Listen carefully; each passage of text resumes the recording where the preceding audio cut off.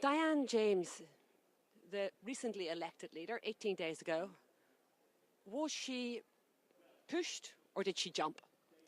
Well, I think Diane felt, for various reasons that she's alluded to in a statement, that she couldn't go on and she wasn't able to do the job. And that's unfortunate because the party had been through an exhaustive leadership election.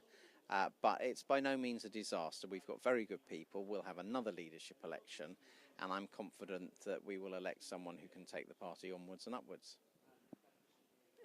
People have said that she said that it was under duress, or that she'd written that it was under duress, admittedly in Latin, but can you confirm those rumours?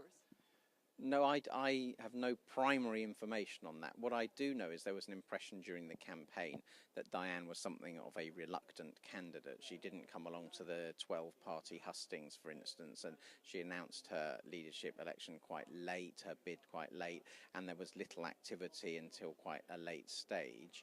But she was able to win primarily because she had a higher name recognition and a more senior position in the party than the other candidates.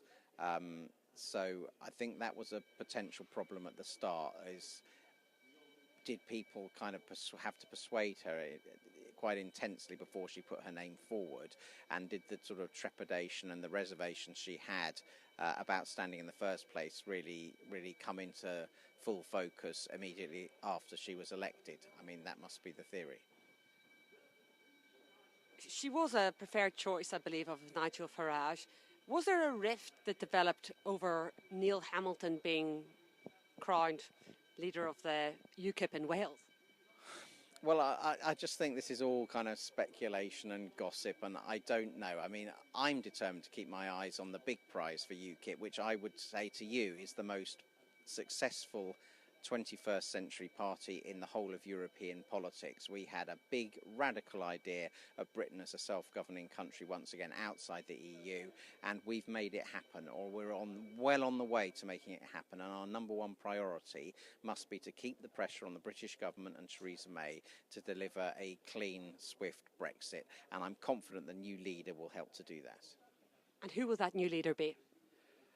Well, I think we've reached the point where predicting the next UKIP leader is a bit of a mug's game. The new leader will be the person on the ballot who commands the support of more members than any other person. And I hope there's a really good, vigorous leadership competition to come. How important will it be to get your registration in on time? Well, of course, these things are always important. I think the main thing is we want someone who really is 100% committed to the job, certain of their agenda, and ready to spell out their agenda to the members during the contest. And that way the members can have the pick of the very best talents in the party. It's the Conservative Party conference this week. Theresa May appears to be going for a hard Brexit. Do we still need UKIP?